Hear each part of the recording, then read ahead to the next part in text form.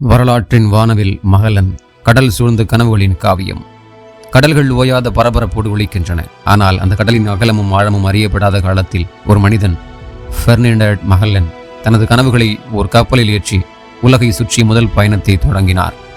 பிறப்பு 1480, போர்ச்சுகல் தேசம். புதிய கடல் வழிகளை தேடுதல், உலகின் பரப்பை உணர்த்துதல் வாழ்க்கை நோக்கமாக இருந்தது.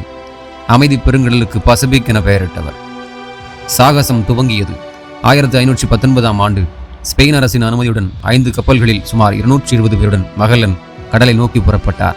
அவரின் நோக்கம் மனம் கமழும் மசாலா தீவுகள், அதாவது ஸ்பைஸ் ஐலாண்ட்ஸ், இன்றைய இந்தோனேசியாவை நோக்கி மேற்கு வழியாக செல்ல ஒரு புதிய கடல் பாதையை கண்டுபிடிப்பது.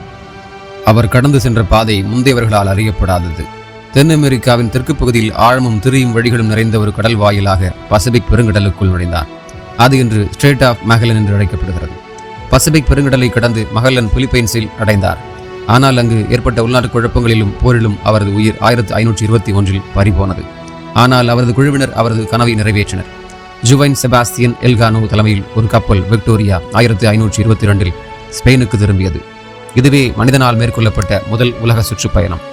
மகல்லனின் மறக்க முடியாத முத்திரைகள்.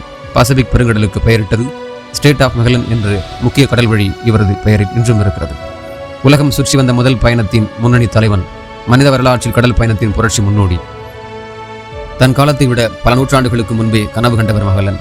கடலின் எல்லைகளை கடந்தவர், மனித தைரியத்தின் முக உருவம். பிபி மீடியா செய்திகளுக்காக உங்கள் வெங்கடேசன். நன்றி, வணக்கம்.